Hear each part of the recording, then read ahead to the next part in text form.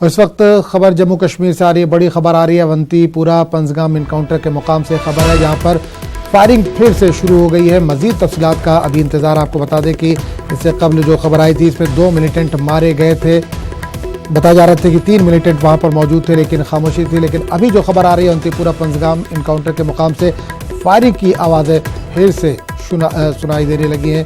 Firing की आवाज़ फिर से वहां पर आ रही है, फायरिंग का तबादला जारी है।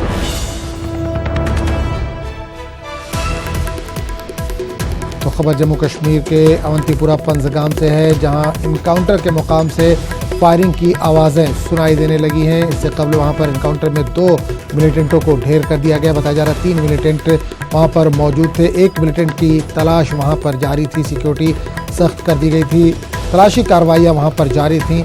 अब ये खबर आ रही है कि वहां से फायरिंग की आवाज़ें फिर से सुनाई दे रही हैं। और हमारे नुमाइंदे मंजूर इस वक्त अवंतीपुरा से जुड़ रहे हैं। मंजूर, इससे पहले हमने बात की थी तो खामोशी थी, लेकिन अब खबर जो आ रही है कि गोलियों की आवाज फिर से सुनाई देने लगी है, गोलियों का तबादला शुरू हो चुका है।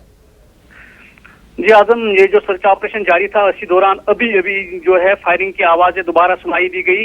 अभी जो है फायरिंग चल रही है, लेकिन सर्च भी साथ साथ में जो सर्च है वो भी जारी है। जो इलाका है इसकी घेराबंदी पूरी तरह की है। जो एग्जिट पॉइंट्स है उनको सीज किया गया है।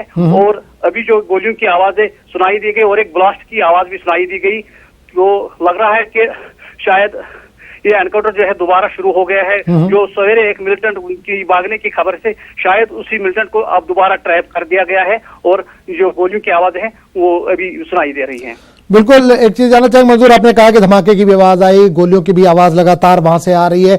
2 मिलिटेंट तो सुबह मारे गए, 1 के फरार होने की खबर आ रही, तो क्या बताया जा रहा है और भी मिलिटेंट हो सकते हैं? टोटल 3 ही थे। जी, सुबह से ये बताया जा रहा था कि इस इलाके में 3 मिलिटेंट छुपे थे, तो जो उसके बाद जो 2 मार गए थे। और बताया जाता था कि जो 1 मिलिटेंट है वो भागने में कामयाब हो गया, लेकिन जो फोर्सेस ने घेराबंदी थी इलाके को, शायद उसको वो घेरा तोड़ने में नाकाम रहा है।